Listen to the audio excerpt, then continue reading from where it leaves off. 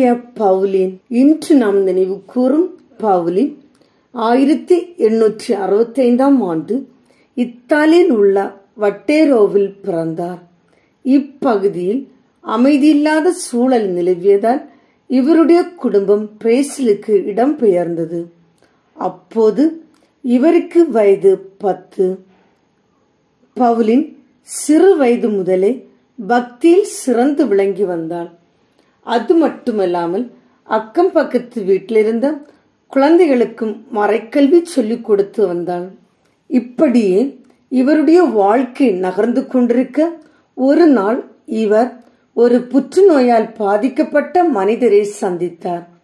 அவரை சந்தித்த பின்பு இவருடைய வாழ்க்கை முற்றிலுமாக மாறத் தொடங்கியது.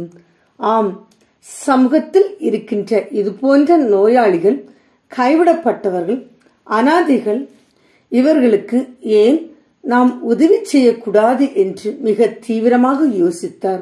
அதன் வெளிப்பாடாக இவர் little sisters of the immaculate heart என்றொரு சபையை நிறுவினார்.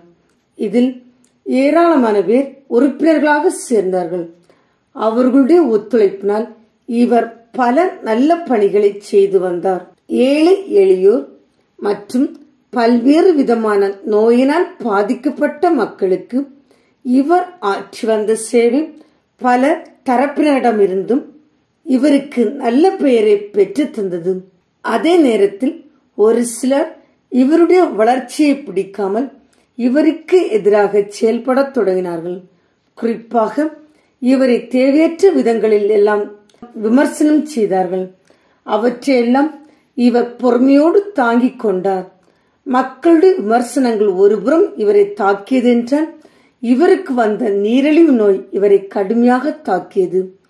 இதனால் இவரால் முன்பு போல் பணிகளை சிறப்பாக செய்ய முடியாமல் போனது. ஒரு கட்டத்தில் இவருடைய நோய் முற்றவே இவர் படுத்த படுக்கையாகி 1942 ஆண்டு இறந்து போனார். இவருக்கு 2002 ஆண்டு புனித பட்டம் கொடுக்கப்பட்டது. தூய பவுலினின் வாழ்க்கை வரலாற்றை வாசித்து பார்க்கின்ற போது இவர் ஏழை எளியவர்களிடமும் நோயாளிகளிடமும் கொண்டிருந்த கரிசனையும் அக்கறையும் தான் நம்முடைய நினைவுக்கு வந்து போகின்றது.